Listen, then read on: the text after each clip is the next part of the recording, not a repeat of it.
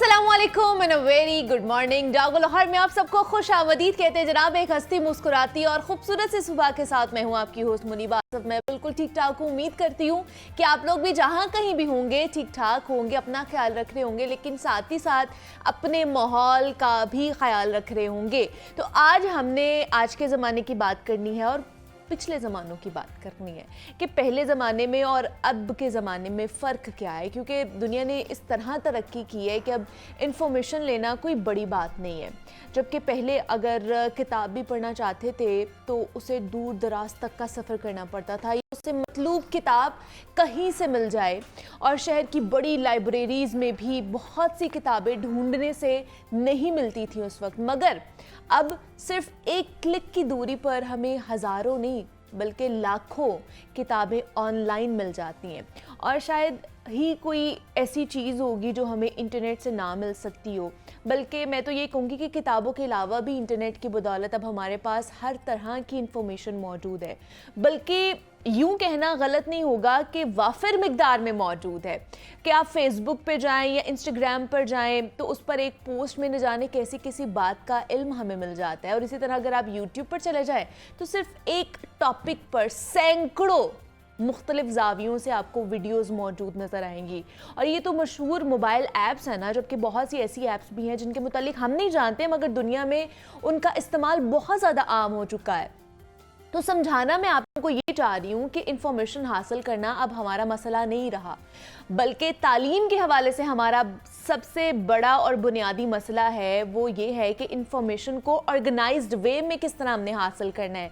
यानी कि अपनी शख्सी तरजीहात और रुझानात की बुनियाद पर हमने जो टॉपिक्स का इंतखाब करना है, किस तरह करना है, और फिर इसके मुतल्लिक कारामद डेटा सर्च करके इसे पढ़ना है, इसे सुनना है और इसे देखना है, इसे समझने की कोशिश करनी है। और वो भी इस तरह के जो देखे और सुने हमारी यादाश्त का भी हिस्सा बन जाए, हमारी मेमोरी के अंदर वो छप भी जाए। यकीन माने अगर हम ये छोटी छोटी सी ट्रिक सीख लेना कि कहाँ से हमने यूज़फुल डेटा लेना है और फिर इसे कैसे हमने अब्जॉर्ब करना है, तो हमारा ताल्लुक़ फिर चाहे किसी भी शोबे से हो, मेरे ख्याल से वो इल्मी एतबार से कोई ना कोई ज़िंदगी में फिर कोई भी मात नहीं दे सकता है, आपको कोई भी हरा नहीं सकता है फिर। मगर यहाँ पर क्या मसला आता है कि हम इतनी चीज़ें देखते भी हैं, सुनते भी हैं रोज़ाना की भी बुनियाद पर कि हमें कुछ भी याद नहीं रहता है।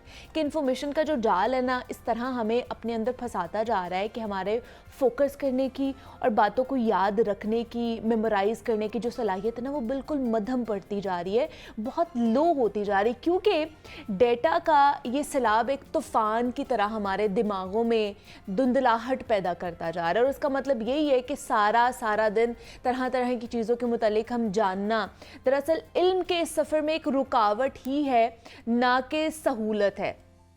हमें करना क्या है, हमें तरतीब के साथ चीज़ों को पढ़ने की ज़रूरत डालनी चाहिए, और वो भी बहुत ही लिमिटेड वे में, ताकि जितना जाने और वो हमारी यादाश्त का एक हिस्सा भी बन सके। और वैसे भी कहते हैं जब आप बहुत कुछ जानना शुरू कर देते हैं ना, तो वो आपके लिए भी जहर आलूदा बनना शुरू हो जाती है, जब आपको बहुत ज़्यादा इंफॉर्मेशन हासिल हो जाती है। तो इसलिए एक लिमिटेड वे में हमें चीज़ों को अब्जॉर्ब करने की सलाहियत अपने अंदर पैदा करनी चाहिए कि हमें क्या चीज़ें किस टाइम पर याद करनी है, वो हमारे मेमोरी का हिस्सा बनना चाहिए।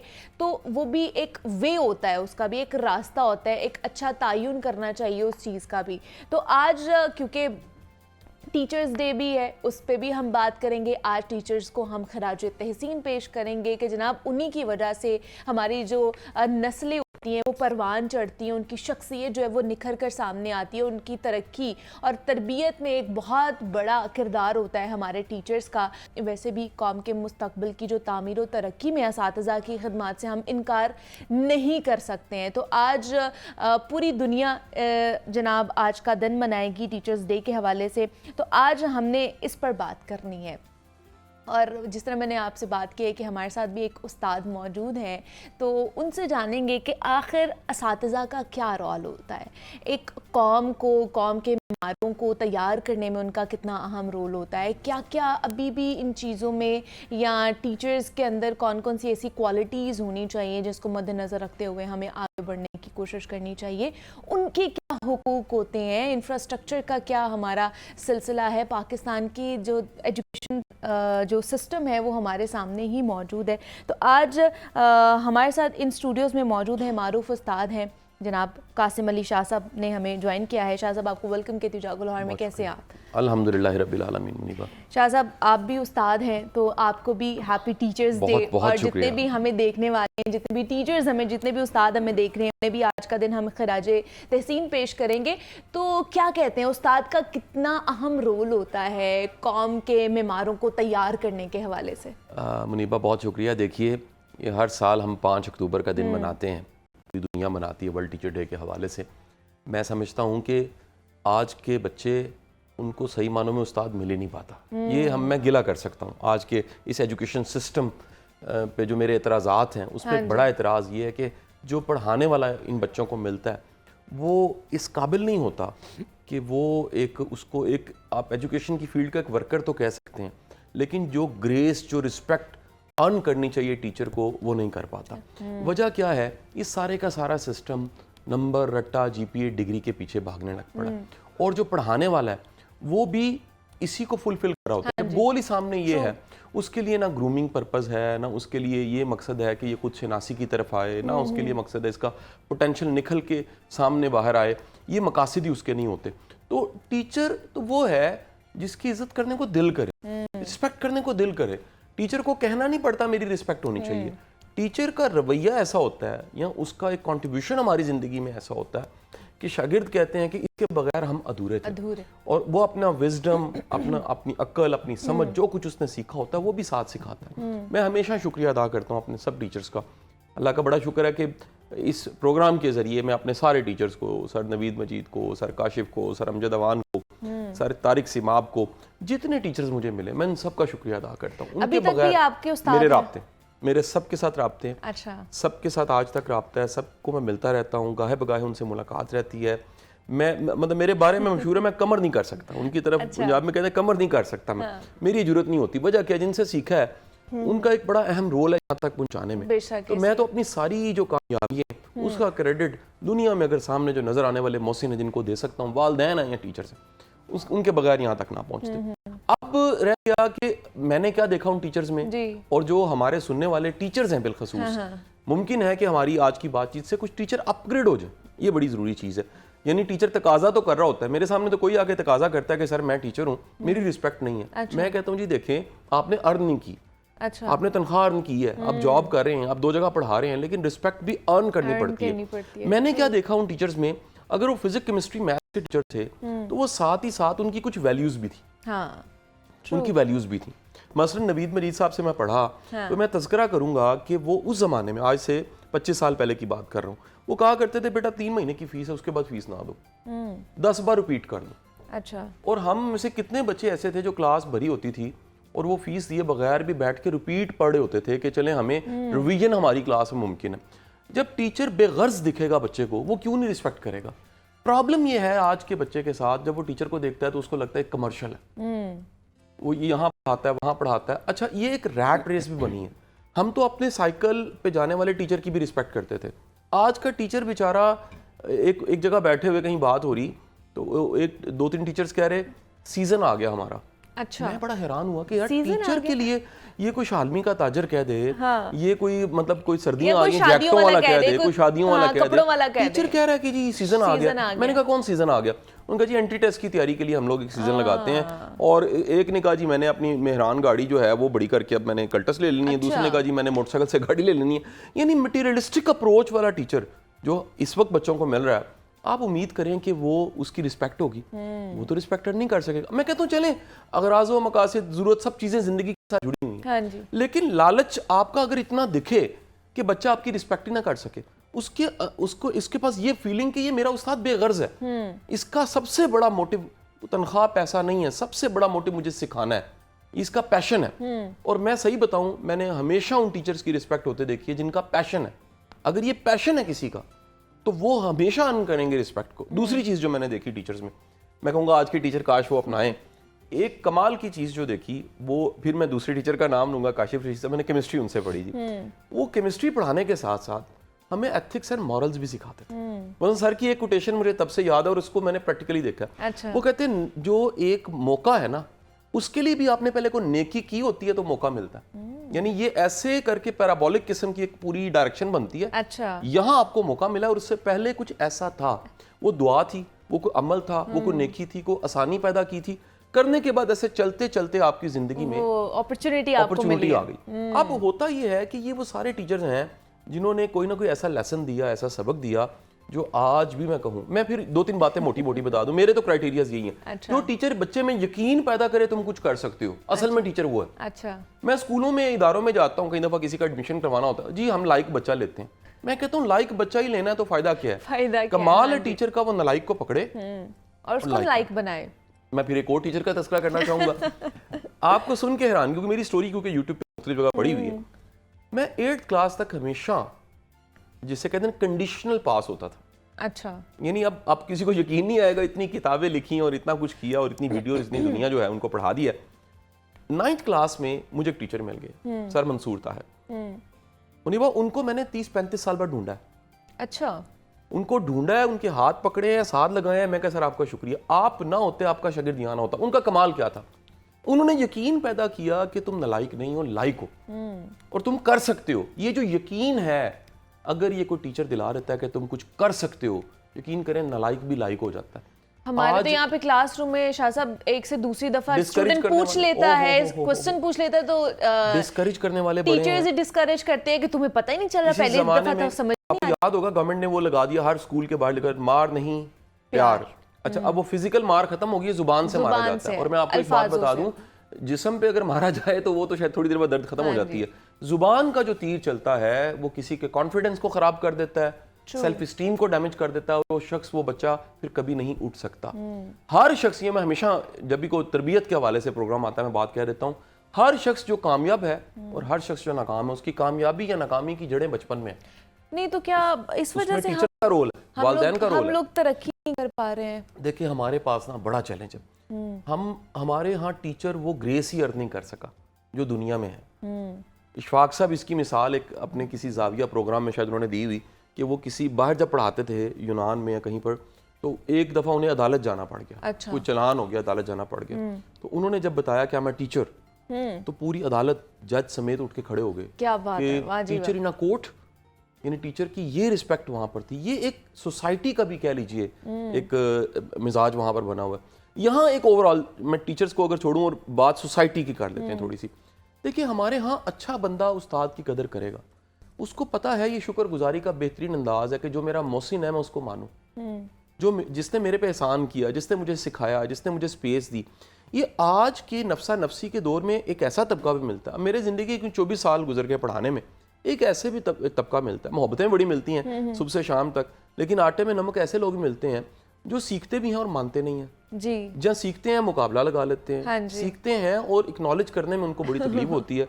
मेरा ख्याल है वो किसी का नुकसान नहीं, अपना नुकसान कर रहे होते हैं। अच्छा। अल्लाह को शुक्रगुजार बंदे पसंद है, अल्लाह को एक्नॉलेज करने वाले पसंद है, अल्लाह को वो पसंद है। देखें अल्लाह के रसूल सल्लल्लाहु अलैहि वसल्लम की हदीस है कि अल्लाह का जो शुक्रिया है वो जहाँ ज़रूरी है वहाँ उनका भी, इंसानों का भी शुक्रिया ज़रूरी है, क्योंकि उन इंसानों के दिल में रहम अल्लाह ने डाला है। बेशक। तो कोई आपको सिखाता है, कोई आपको वक्त देता है, कोई आपको टाइम देता है। चंद दिन पहले मुनीबा मुझे किसी हॉस्पिटल जाने का मौका मिला। मैं बताना चाहता हूँ टीचर की अर्निंग क्या होती है। तो किसी चेकअप था किसी बच्चे का, और जब मैं गया तो सामने जो डॉक्टर बैठी हुई थी उसने मुझे देखा, वो 9th क्लास में मेरे से पढ़ी हुई थी। अच्छा। खड़ी होगी। अच्छा। उसने कहा सर आप मेरी जगह बैठे, आपने मुझे पढ़ाया ना होता आज मैं यहाँ पढ़ना होती। तो ये टीचर की सबसे बड़ी अर्निंग टीचर्स को तय कर लेना चाहिए। वो रिस्पेक्ट है, वो ग्रेस है, वो रिगार्ड, वो जो स्टूडेंट दिल में जगह रखते हैं उनके लिए, ये सबसे बड़ी अर्निंग। और बाकी सब तरह की अर्निंग्स, वो पहली की तनख्वाह या कुछ भी है वो सेकेंडरी है। असल बात है आपने रिस्पेक्ट अर्न की कि नहीं की। बेशक ऐसी है। हमारे यहाँ पे तो कह लें कि घर में फारिग होते हैं तो हम कहते हैं जाके स्कूल पढ़ा लेते हैं, बच्चों को पढ़ा लेते हैं। रोजगारी बड़ी है, बड़ा चैलेंज है और बड़ी दुनिया ऐसी है। मैं खुशकिस्मत समझता हूँ ऐसे शख्स को, ऐसी हमारी बहन को जिसका पैशन भी टीचिंग है और प्रोफेशन भी टीचिंग है। अगर पैशन और प्रोफेशन एक है तो फिर तो पढ़ाए बगैर मजा नहीं है। मैं तो 24 साल पढ़ाने का आपको जो कंक्लूजन्स हैं अगर बताऊं कुछ पॉइंट्स की शक्ल में, तो एक अहम पॉइंट ये कि मैं बीमार भी हूँ, पढ़ाऊं मैं ठीक हो जाता हूँ, वाह जी मेरी वाह, सेहत अच्छी क्या हो जाती बात है, है। क्योंकि वो मछली ने तैर के खुश होना है। हाँ। पढ़ाने वाला पढ़ा के खुश होगा। अगर आपका फर्ज कीजिए कंडक्ट करना प्रोग्राम पैशन है, तो इससे उल्टा एनर्जी मिलेगी। आपकी तबीयत कई दफा नासाज होगी, फिर भी आप टीवी पे आ जाते हो। यहाँ आते ही वो खास किस्म की एक कह लीजिए पर्सनैलिटी हमारी बन जाती है, सिखाने वाली, पढ़ाने वाली, बताने वाली। याद ही नहीं रहता दुख क्या थी, परेशानियां क्या थी, क्या चीज़ें थी, हम उसी में डूब जाते हैं। तो एक ऐसा काम जिसको आप पैशन और प्रोफेशन जिसमें एक है, आप डूब के करते हैं और आपको उसमें रिस्पेक्ट भी मिलती है, इससे बड़ी कमाई कोई नहीं हो सकती। बेशक ऐसे ही है जनाब, इसमें ना तो आपका कोई पैसा लगता है, ना कोई और चीज़ लगती, ना ही कोई जायदाद लगती है। तो ये चीज़ एक तो कमाना आसान भी है, लेकिन पैरेलल मुश्किल भी है। इसको सस्टेन करना बहुत ज़्यादा मुश्किल होता है। तो आज क्योंकि टीचर्स डे था, तो उनको खराज तहसीन पेश करने के लिए हम बात कर रहे थे कासिम अली शाह साहब से। लेकिन एक और टॉपिक है जिस पर हमने शाह साहब से गुफ्तगू करनी है। इस पर ब्रेक से वापस आएंगे तो इस पर बात करेंगे।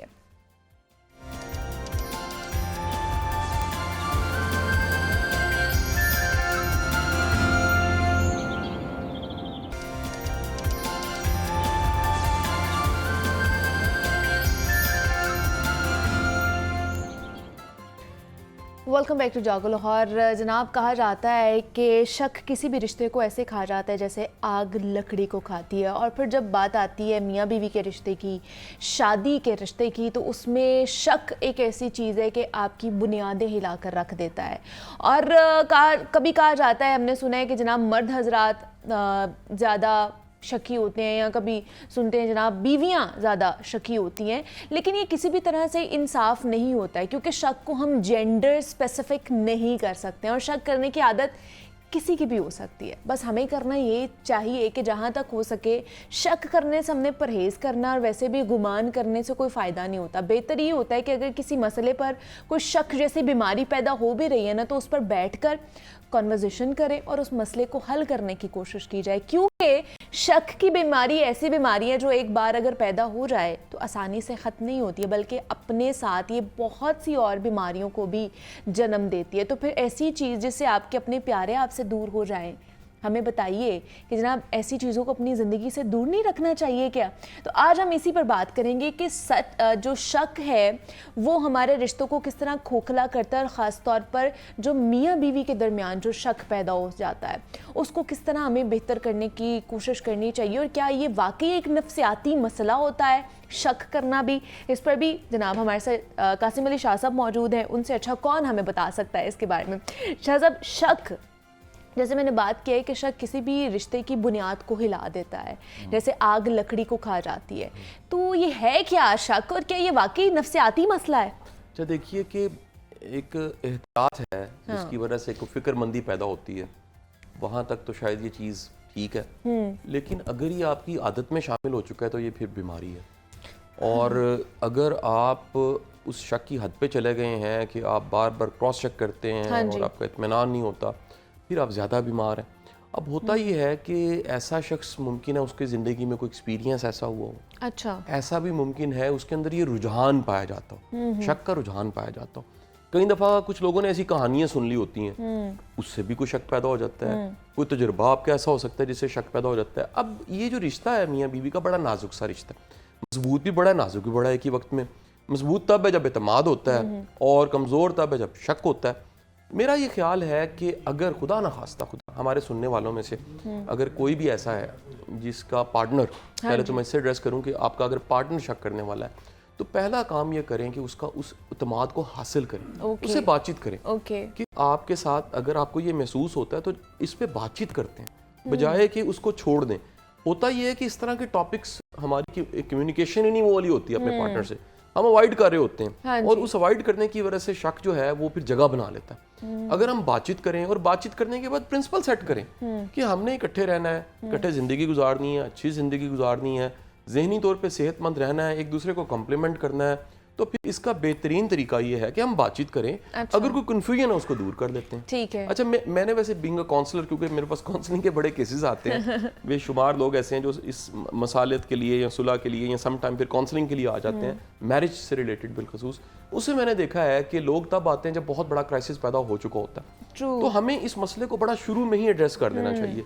और मैंने जो रुझान देखा है इसमें से 60-70% वो लोग हैं जिनको ये बीमारी होती है। अच्छा, ये बीमारी की शक्ल में, यानी बीमारी की शक्ल में लेकर आते हैं किसी काउंसलर के पास, उन्हें प्रॉपर ट्रीटमेंट की जरूरत होती है। लेकिन हमने तो अब क्योंकि हम जदीद दौर में बैठे हुए हैं, तो हमने इसको नाम दे दिया हुआ है पॉजिटिवनेस का। नाम देते हैं, हाँ जी, नाम दे दिया हुआ है ना, बहुत अच्छे अच्छे नाम दे दिए हुए कि हमें तुमसे प्यार है लेकिन थोड़े से हम पॉजिटिव हैं तुम्हारे बारे में, ठीक है। तो क्या ये पॉजिटिवनेस है या फिर आप किसी की सांस बंद कर रहे हैं पॉजिटिवनेस? ये नाम रखा होता है जी, अच्छे अच्छे नाम बंदा रख लेता है। अच्छा। और ये पॉजिटिवनेस ऐसी पॉजिटिवनेस जो सांस लेने की गुंजाइश भी खत्म कर दे। एग्जैक्टली, नॉर्मल नहीं है। उनकी प्राइवेसी इन्वेड करना शुरू कर देते हैं ना। कि दुनिया का बेहतरीन रिलेशन भी किसी के साथ हो, तब भी एक स्पेस है, वो स्पेस सांस लेने की स्पेस है। अल्लाह माफी, को ऐसा नहीं चीट करने की स्पेस है, चीटिंग की स्पेस नहीं है, लेकिन हर बंदा उसका एक मिजाज है, वो अपनी तन्हाई को भी इंजॉय करता है। बाज़ का तो स्पेस चाहिए होती है, बाज़ बड़ी चीजें ऐसी ज़हनी कैफियत होती हैं जिसमें आपको साथ नहीं चाहिए होता, अकेला होना चाहिए, अकेला होना चाहिए, बेशक। अच्छा, बाज़ चीजें ऐसी होती है जिसमें आपको किसी से शेयर करना होता है। अच्छा, फिर कई ऐसे मेहरबान होते हैं हमारे दोस्त भाई,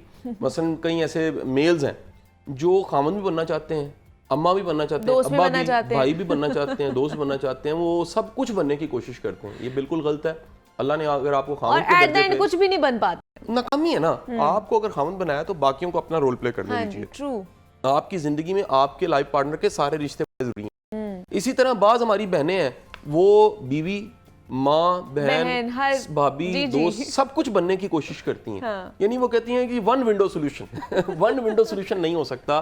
एक इंसान को माँ के रिश्ते की भी जरूरत है, उसकी बहनें भी हैं, उसको सब रिश्ते साथ चलाने। तो मेरा ख्याल है कि दोनों को बैठ के बातचीत करके चीज़ों को तय कर लेना चाहिए। और इसमें सबसे मुश्किल काम ये होता है कि जिसको ये बीमारी होती है वो मानता नहीं है। ईगो बहुत ज़्यादा होती है लोगों की। और हमारा तो ADR विंग है मसालियत का, आस्क के नाम से जस्टिस अनवार साहब देखते हैं। अनवार साहब हमें बताते हैं कि सबसे ज़्यादा रिलेशंस वो ख़राब होते हैं जिसमें ईगो ज़्यादा होती है। अच्छा। असल में ईगो पड़ी होती है और बीमारी कोई ना कोई मौजूद होती है। मसलन ईगो वाले बंदे में अगर शक की बीमारी है, मानेगा नहीं। वो कहेगा जी मेरा ग्रेड 20 है, मैं क्यों मानूं, मैं शक करता हूँ, मैंने PhD की हुई है, मेरा एक्सपोजर इतना है, मैंने इतनी दुनिया फिरी हुई है, मैंने इतनी किताबें पढ़ी हुई हैं, मैं अपना दफ्तर चला रहा हूँ, बिजनेस चला रहा हूँ, मैं कैसे मानूं मुझे शक है। असल में बीमारी होना नॉर्मल है। हार्ट का सर्जन जो है उसको भी हार्ट की बीमारी हो सकती है। हाँ जी। एक गैस्ट्रो का डॉक्टर है, उसको भी पेट की बीमारी हो सकती है। आंखों के अच्छे अच्छे जो सर्जन है उनको भी ऐनक लगी होती है, उनके साथ भी प्रॉब्लम हो सकता है। नफ्सियाती अर्जों को डील करने वाले साइकेट्रिस्ट, साइकोलॉजिस्ट, वो भी कभी कभी दवाई खाते हैं। ये नॉर्मल है, इसमें कोई ऐसी बात नहीं है। तो इसको ईगो का मसला नहीं बनाना चाहिए। हमें समझना चाहिए कि हमारे साथ, अब ये एक साइड होगी स्टोरी की, अगर आपका पार्टनर है तो उससे बातचीत करें। अब अगर खुदा ना खास्ता आपको शक की बीमारी है तो उसकी निशानियां क्या हैं? एक ख्याल का बार बार आना। अच्छा, वो ख्याल कंट्रोल कोशिश के बावजूद ना रुकना, इवन कि उस ख्याल में इतनी ताकत होना कि आप कोई अमल करें, आप कोई क्रॉस चेक करना शुरू कर दें। नहीं, वो मैंने एक दफ़ा ये लतीफ़ा शायद आपके प्रोग्राम में सुनाया हुआ है कि हमारे कोई दोस्त थे, तो उन्होंने कहा कि मैंने ख्वाब में देखा कि मेरा हाथ किसी मोहतरमा ने पकड़ा है। अच्छा। और कहते मेरी हल्की सी आंख खुली तो वाकई मेरा हाथ मेरी बीवी ने पकड़ा हुआ था। अच्छा। और मेरे हाथ का अंगूठा जो था वो मोबाइल पे लगाने की कोशिश वो कर रही थी, तो कहते वो खुला नहीं। कहते मैंने भी ना, वो पंजाबी में दड़ बटना कहते हैं, कि बस अपने आप को कंट्रोल करके रखा कि नहीं फील करवाना। कहते मेरी हंसी उस वक्त निकली जब वो फोन लेके पैर के अंगूठे की तरफ चली गई। My God. उसने वो लगाने की कोशिश की कि शायद मोबाइल खुल जाए और मैं चेक करूं। तो मेरा हाल है कि अगर ट्रस्ट का रिलेशन है तो आप मोबाइल को खुला भी छोड़ें, आपको यकीन होना चाहिए कि ये पड़ा हुआ है। इसमें ये कम्युनिकेशन है, ये होता पता क्या है, ये मैं तुम्हें वो मुनीबा एक्टिंग करके दिखाता हूँ। जहाँ से शक्की बंदे को शक कैसे पड़ता है। फर्ज करें कि लाइफ पार्टनर ये मोबाइल पकड़ा हुआ है, जब वो देखेगा ना वो यूं करेगा। अच्छा। अगर वो यूं करेगा ना, उसके माइंड में मैसेज जाएगा कि कुछ ऐसा है जो छुपा रहे हैं। हालांकि मुमकिन है वो जरा करीब से देख रहा हो, तो शक करने वाले को छोटी सी एक मूव पे ना उसके ख्याल चला जाता है, मैसेज चला जाता है, या उसको डोज मिलती है उस शक को कि ये कुछ ऐसा है। तो मेरा ख्याल है कि इसको ओपन आप मैं समझता हूँ अच्छा जो रिलेशन है। हाँ जी। इसमें एक वाकया सुना देता हूँ आपको, क्योंकि वक्त बड़ा थोड़ा है और हमें खत्म करना है। एक हमारे दोस्त थे, तो उन्होंने ये वाकया मुझे सुनाया। उनकी फैमिली में एक बेटी थी, उनकी भतीजी डॉक्टर थी, उसका रिश्ता कहीं पर उन्होंने तय किया। रिश्ता तय हो गया और शादी से चंद दिन पहले उस बेटी ने बड़ी अजीब फरमाइश की। अच्छा। उसने फरमाइश ये की कि मुझे उनके घर लेके जाएं। मैंने एक छोटा सा तकाजा उनसे करना है। उस फैमिली से, उस अपने जो मेरा इन-लॉज से, या वो जो मेरा हस्बैंड है, जो मेरा फियांसी है, वो ले गए। वहां जाके एक बड़ी अजीब बात हुई। उसने कहा कि तुम मुझे अपना सेलफोन दे दो एक दिन के लिए, कल मैं वापस कर दूंगी। अच्छा। उस लड़के ने कहा आई एम सॉरी। उसने कहा ये रिश्ता पड़ा हुआ है, आई एम सॉरी। फिर अच्छा, कि तुम एक रिश्ते की तरफ जा रहे हो। हाँ। और तुम ट्रस्ट के काबिल नहीं हो। शायद मैंने भी नहीं देखना था ये सेलफोन, लेकिन तुम कुछ ना कुछ ऐसा फिशी है कि तुम अपना सेलफोन देने को तैयार अब नहीं हो तो कल को मैंने क्या भुगतना है। आप सबसे मैं ये भी गुजारिश करूं, खुदा के लिए अपने बच्चों के रिश्ते देखते हुए देखें कि जो लाइफ पार्टनर आप उन्हें दे रहे हैं, जो लड़का दे रहे हैं, जो लड़की दे रहे हैं, वो शकी तो नहीं है, बीमार तो नहीं है। हम लोग पैसा देख लेते हैं, ओहदा देख लेते हैं, ताकत देख लेते हैं, बहादुरी मिलती है कि नहीं मिलती, रिश्ते मेंटालिटी नहीं देखते। मेंटालिटी और बिलखसूस मैं आपको बताऊं इस वक्त तलाकों की और खुला का ढेर लगा पड़ा है और उसमें एक बड़ी तादाद ऐसे लोगों की है जो ज़हनी तौर पे सेहतमंद नहीं है। सोसाइटी में बीमारियां बढ़ गई हैं, नफ्सियाती आर्जे बढ़ गए हैं, शकी लोग बढ़ गए हैं, स्ट्रेस की वजह से, डिप्रेशन की वजह से, परेशानियों की वजह से और बैलेंस लाइफ में ना होने की वजह से लोगों में शक की बीमारी और बढ़ गई है, बढ़ती जा रही है। अब जब बढ़ती है तो फिर आप ढूंढे ज़हनी तौर पे सेहतमंद लोग। लेकिन यहाँ पे भी दो लोग आ जाते हैं, दो पार्टीज आ जाती है। कुछ लोग कहते हैं जी मर्द जरा ज्यादा शक करते हैं, कुछ लोग कहते हैं अब खवातीन ज्यादा शक करती हैं। आप क्या कहते हैं, कौन ज्यादा शक करता है? ना इसमें ना कोई मर्द और इसका कोई मुकाबला मुआवजा नहीं किया। अच्छा, ये मिजाज है, कुछ लोगों का रुझान है। इनको आपको याद है एक दफा हमने प्रोग्राम किया था, डॉक्टर कमर आए थे। कुछ लोग इंट्यूटिव होते हैं, वो थोड़ा सा आगे जल्दी सोच लेते हैं, उनका माइंड प्रोएक्टिव चल रहा होता है। अच्छा, वो हर चीज को आगे उसकी पिक्चर बना लेते हैं। ये एक एबिलिटी है। इसका नेगेटिव साइड, हर सलाहियत की एक नेगेटिव है ना। ओके, हर टैलेंट का एक, बोलने वाले का नेगेटिव क्या है? चुप नहीं रह सकता।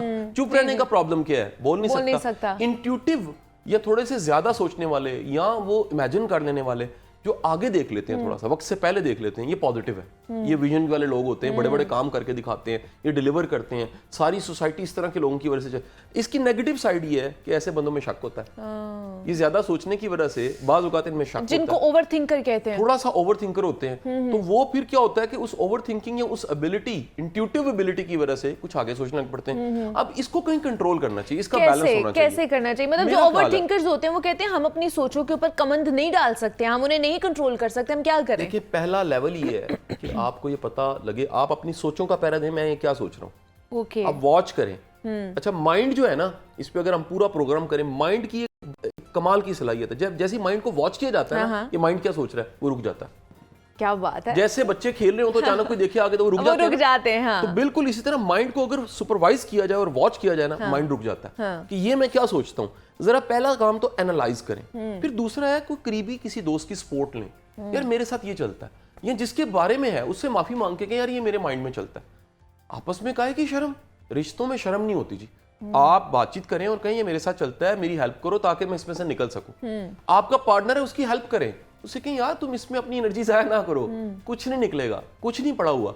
उसका नतीजा, अच्छा बाज पार्टनर्स ना पता नहीं लग रहा होता, वो ऐसी हरकतें खुद करते हैं जिससे शक पैदा हो जाता है। मसलन कई मर्द शोखे होते हैं वो शोखोपुने में बताना चाहते हैं अपनी बीवी को कि मेरी तो फ्रेंड्स भी रही हैं। कहीं इतने हाजी होते हैं वो अपने जो मैरिज से पहले वाले सारे गिनवा के कहते हैं कि 1 2 3 4 5 6 तो 900 पूरे करके कहते हैं अब मैं हज को आ गया, तुमसे शादी कर ली मैंने। लड़कियां ऐसा कम करती हैं, ये भी आपको बता दूं। उनमें शोखोपुना कम होता है, लेकिन उनमें ना बाज मोहतरमाओं में, साइकोलॉजी से बता रहा हूँ आपको, वो बाज औकात टीज करके मजा लेती हैं। अच्छा, ये बड़ी थोड़ी रेशो लेकिन है रेशो। वो मतलब वो किसी ऐसे से बात करेंगी जिससे मर्द को तकलीफ, और ये सख्त दीन में मना फरमाया गया। अल्लाह के रसूल सल्लल्लाहु अलैहि वसल्लम ने यहाँ तक फरमाया है कि वो शख्स जो पसंद नहीं है ना, आपके मर्द को पसंद नहीं है, उसको घर में दाखिल ना होने दो। यहाँ तक यानी दीन का मफहूम ये है कि उसको मेंटल कंफर्ट उसका खराब ना हो, उसको टॉर्चर ना मिले। यानी एक शख्स है जिससे वो इरिटेटेड है, जी जी, कोई भी वजह हो सकती है उसको ना। और अल्लाह के रसूल ने फरमाया सबसे बेहतरीन औरत वो है जो तुम्हारी गैर मौजूदगी में पैरा देती है तुम्हारी रिस्पेक्ट की, क्योंकि उसकी रिस्पेक्ट आपकी रिस्पेक्ट है। तो मेरा ख्याल है कि ये सारे जो दीन के असूल हैं इनको भी अपनाना चाहिए। इसमें बड़ा काम मखलूत कल्चर ने किया है, ये को एजुकेशन, को सर्कल्स, इन चीज़ों ने बड़ा ख़राब किया है। तो इसमें वो हदूद ख़त्म हो जाती हैं, जो ग्रेस है, वो जो ग्रेस है ना वो ख़राब होने लग पड़ती है। इसलिए कहा जाता है कि अगर एक मेल और फीमेल बैठे तो तीसरा शैतान है। बिल्कुल बिल्कुल, कमाल है कि नहीं है जी। ऑडियंस की आवाज़ आई है, मुझे ऐसा लगा जैसे ऑडियंस ने कहा वाह वाह वाह, और ऑडियंस में एक साहब है, उनका नाम हामिद नवीद है, उन्होंने कहा वाह वाह वाह। तो अब ये आप देखें कि कुछ ऐसा भी केसेस होते हैं। बेशक ऐसे ही होता है जनाब, लेकिन ये जो शक है ये आपके रिश्तों को खोखला करता है और आपकी बल्कि ख़त्म कर देता है। बहुत से कैसे इस तरह के रिश्ते, इस तरह के केसेस हमने देखे हैं कि सिर्फ एक शक की बुनियाद पर जनाब तलाक़ें हो जाती हैं, खुलाएँ ली जाती हैं। तो इसलिए अपनी सोच को बेहतर करने की कोशिश करनी चाहिए, उसको कंट्रोल करने की कोशिश करनी चाहिए। पॉजिटिव सोचें, अच्छा गुमान करें, इंशाल्लाह आपकी ज़िंदगी भी अच्छी ही गुजरेगी। हमारे साथ मारूफ उस्ताद कासिम अली शाह साहब मौजूद थे। शाह साहब बहुत शुक्रिया आपके वक्त का, और बड़ी अच्छी गुफ्तगू रही है। एक तो हमने इसके ऊपर शक के ऊपर बात की है कि किस तरह बेहतर किया जा सकता है अपनी ज़िंदगी को, और दूसरा हमने टीचर्स डे के हवाले से उनको भी आज ट्रिब्यूट पेश किया है। अभी आगे बढ़ते हैं किताबों के हवाले से, क्योंकि बातें चल रही थी तो मेरे ख्याल से मजीद किताब के बारे में ही जान लेते हैं। तो प्रोफेसर अहमद हमाद साहब हमारे साथ मौजूद हैं, वो किस किताब के साथ तारुफ करवाने जा रहे हैं, आइए वो सुनते हैं। बहुत शुक्रिया मुनीबा। आपको एक इक़्तिबास सुनाता हूँ, उसके बाद फिर हम आगे बात करते हैं। अज़ीम उस्ताद तो वो थे ही, लेकिन इंसान भी बहुत बड़े थे। उस वक्त जब वो ईरान स्कॉलर बनकर इंटरनेशनल पर्शियन कॉन्फ्रेंस में शाहनामा फ़िरदौसी पर एक अज़ीम यानी शाहनामा फ़िरदौसी एक एपिक है, उस पर अपना मकाला पढ़ने के लिए गए। जब वहाँ एक बहुत बड़ी लाइब्रेरी में दूसरे मंदूबीन के साथ गए, मुख्तलिफ़ किताबों को देखते हुए उन्होंने एक किताब देखी, उसको रैक से निकाल कर आँखों से लगाया, उसको चूमा, फिर दोबारा उसको उसी रैक में रख दिया। किताब निकाल कर दूसरे साथियों ने बड़े गौर से देखा कि ये कौन सी ऐसी किताब है। प्रोफेसर साहब को शायद गलती लगी है, गलत फहमी हुई है, ये किसी और किताब को कुरान हकीम के धोखे में चूम गए हैं। सर की तवज्जो इस अमर की तरफ मबजूल कराई गई कि उन्होंने इस किताब को गौर से देखा भी है। वो कुरान नहीं बल्कि इकबाल लाहौरी की किताब है। इकबाल लाहौरी, अल्लामा इकबाल की किताब। सर ने बड़े धीमे लहजे में जवाब दिया, हाँ मैं जानता हूँ, अगरचे यहाँ तो मैं एक स्कॉलर बन के आया हूँ, लेकिन बुनियादी तौर पर मैं एक बुक बाइंडर का बेटा हूँ। मैंने किताब देखी, उसका सन देखा। उस साल बुक बाइंडिंग का ठेका मेरे वालिद साहब के पास था। उस किताब को मेरे वालिद के हाथ लगे हुए हैं, इसलिए मैंने इस किताब को चूमा भी और आंखों पे भी लगाया। ये जो मैंने आपको एक इक़्तिबास सुनाया है, बहुत दिलचस्प, बड़ा ड्रामाई, कि एक किताब ईरान में पहुंच गई, यहाँ पाकिस्तान में उसकी बाइंडिंग हुई हुई, और वो उसको बड़ी अकीदत के साथ, ये जो करैक्टर है उस्ताद, वो बड़े मोहब्बत के साथ उसको चूम रहा है, और लोगों ने समझा कि ये कोई मुक़द्दस किताब है, लेकिन दरअसल वो मुक़द्दस बाकी लोगों के लिए हो ना हो, इसके लिए इसलिए मुक़द्दस थी कि उसके वालिद ने उसको बाइंड किया हुआ था, जो अब ज़ाहिर इस दुनिया में नहीं है। तो ये किताब जनाब, मैंने आपको जो इक़्तिबास सुनाया है, हादसा अफसाने का नाम है और इंसान इस किताब का नाम है। इसको बुक होम ने शाया किया लाहौर से, और नजम रिजवी साहब ने इस किताब को लिखा। ये उन्होंने ख़ुद बताया कि ये कहानियाँ हैं। हमारे अदबी हलकों में अमूमन ये बहस होती है कि कहानी और अफसाने में फ़र्क है, तो मुझे ठीक है, ये कहानी के उसलूब में लिखा गया, हम इसकी बात मान लेते हैं। 16 कहानियाँ हैं जी टोटल इस छोटी सी किताब में, 12, 13, 14, 10 सफ़ात पर मबनी। हर कहानी एक से बढ़कर एक है, बहुत खूबसूरत है, ग्रिपिंग है, आपको गिरफ्त करती है। मिसाल के तौर पे शदरा मोड़ एक कहानी है, KPK से करैक्टर एक चलता है और वो लाहौर तक आता है, बीच में एक्सीडेंट भी होता है, GT रोड का रास्ता है, तो वहाँ पे उसको एक लड़की मिलती है और उसकी माँ उसके साथ है। तो वो लड़की कहीं उससे पहले भी मिली होती है, और उससे पता जब पूछती है तो वो फिर भाग जाती है घबरा के। तो ये क्या है, ये आपके लिए मिस्ट्री है कि ये मसला क्या है। इसी तरह नेकी कर दरिया में डाल में, लाहौर में जो ख़ासतर शदरा के इलाके में सैलाब आता है, उसमें एक लड़की बहती हुई आ रही है उस सैलाब में, और ऐसी खौफनाक मौजें हैं कि लोग दुआएं तो कर रहे हैं लेकिन रिस्पॉन्ड नहीं कर रहे किसी तरह भी कि उस बच्ची को बचाया जा सके। लेकिन एक लड़का दरिया में छलांग लगाता है, उसको बचा लेता है। इस अफसाने का नाम या कहानी का नाम उन्होंने रखा नेकी का दरिया में डाल। आखिर पे वो दोनों शादी कर लेते हैं। और फिर बाबा साईं, बड़ा तगड़ा, बड़ा शानदार करैक्टर है, ये भी इस कहानी का नाम है। वो बाबा साईं क्या हैं? पौधों से, जानवरों से, परिंदों से मोहब्बत करने वाले हैं। कोई किसी परिंदे को अगर अजियत देता था तो उनकी आंखों से आंसू निकल आते थे। एक कव्वे को जब उन्होंने बचाया तो वो कव्वा रोज़ाना उनके लिए खाना लेके आता था। और ट्रेजेडी ये हुई कि इस बाबा साईं को एक मोटरसाइकिल सवार ने आके माउज़र से गोलियां मार के मार दिया। फिर इसकी कब्र के गिर्द वही जो चरिंद परिंद और दरिंदे थे वो आके रोज़ाना हाज़िरी दिया करते थे। तो बड़ा शानदार किरदार है इसमें, यानी कि एक मानी ये छुपा हुआ है कि हमें जानवरों से मोहब्बत करनी चाहिए। हादसा जिसमें से मैंने आपको ये सुनाया, ये बड़ा शानदार है। इसमें क्या है कि बड़ा एक आलिम फाजिल प्रोफेसर है, दस्तरस है उसकी लिटरेचर पर, और वो एक दिन गलती से घर के बाहर, अंदर से घर लॉक हो जाता है, वो बाहर रह जाता है, और अब एक दीवार फलांग के हमसायों की अपने घर में जाने की कोशिश करता है, लेकिन बीच में 3 फुट की गली है और उसमें शेड पे पाँव रखता है, वो शेड गिरता है और वो भी धड़ाम से गली में आ गिरता है और वो प्रोफेसर मर जाता है। ये सब कहानियाँ आप देखें, किसी ना किसी तरह इसमें ट्रेजेडी बयान की गई है। और इसका किताब का टाइटल है इंसान। तो ये बड़ा मानी खेज़ है कि इंसान ट्रेजेडी ही तो है, इंसान वो गुत्थी है, वो पहेली है जिसको सुलझाने के लिए आज तक फ़लसफ़ी, शायर, अदीब, दोस्तोयेव्स्की हो, चाहे मौलाना रूम हो, चाहे सुकरात हो, चाहे शोपेनहावर हो, चाहे नीत्शे हो, इसी गुत्थी को तो सुलझाने में लगे हुए हैं। नजम रिजवी ने भी अपने तई एक कोशिश की है अदब के तालिब इल्म होने के नाते, कहानीकार, तख्लीक़कार होने के नाते, कि समझा तो जाए कि इंसान है क्या। इतना आलम फाजल और एक हादसा उसको ले जाता है, यानी मौत कैसी अजीब व गरीब, सफ़ाक और जालिम चीज़ है। पुराने अरबी शायर इब्न ज़ुहैर ने कहा था कि मौत एक ऐसी चीज़ है कि गोया आप समझ लें कि काली शब है और एक ऊँट है और वो भी अंधा है और उसको कुछ पता नहीं है कहाँ पे उसका पाँव पड़ रहा है। आप उस पाँव के नीचे आके कुचले जाते हैं, ना रात को फ़र्क पड़ता है ना अंधे ऊँट को फ़र्क पड़ता है। मौत एक ऐसी ही चीज़ है। तो इसमें बड़ी खूबसूरत कहानियाँ हैं, आपको खुश होंगे आप इसको पढ़ के। एक पढ़ेंगे फिर दूसरे को दिल चाहेगा, फिर तीसरे को दिल चाहेगा।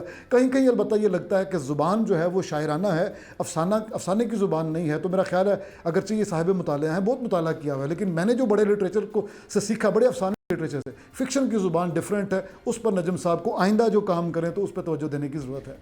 और जनाब प्रोफेसर अहमद हमाद साहब हमारे साथ मौजूद थे और आज की किताब थी इंसान, और इसमें बहुत कुछ आपको, इसका जो स्टोरी प्लॉट है वो भी आपको मेरे ख्याल से पसंद आया होगा। तो इसको पढ़िएगा ज़रूर और फिर हमें बताइएगा इसका फ़ीडबैक। और अगर और भी कोई ऐसी बुक्स हैं जिसका आप जनाब रिव्यू चाहते हैं तो आप हमें, हमारे जो फेसबुक पेज है वहाँ पर आप हमें बता सकते हैं।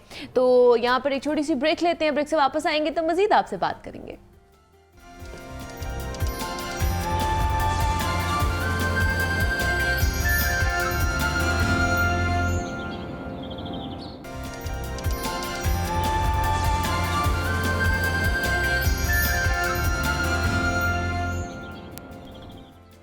वेलकम बैक टू जागो लाहौर। जनाब आज हमने उस कम्युनिटी के हवाले से बात करनी है जिसको हमारे मुआशरे में बहुत ज़्यादा निगलेक्ट किया जाता है, जिनकी एक्सेप्टेंस नहीं है, जिनको एक्सेप्ट नहीं किया जाता है। इवन दो कि मुआशरा तो उन्हें निगलेक्ट करता ही करता है, उन्हें धुतकारता ही धुतकारता है, उनकी अपनी फैमिली भी उन्हें सपोर्ट नहीं करती है। और बेशक कम तादाद में हैं लेकिन फिर भी वो हमारे माशरे का एक हिस्सा हैं, वो भी इंसान है, उन्हें भी हुकूक हासिल हैं जो एक जमहूरी रियासत में उन्हें मिलने चाहिए।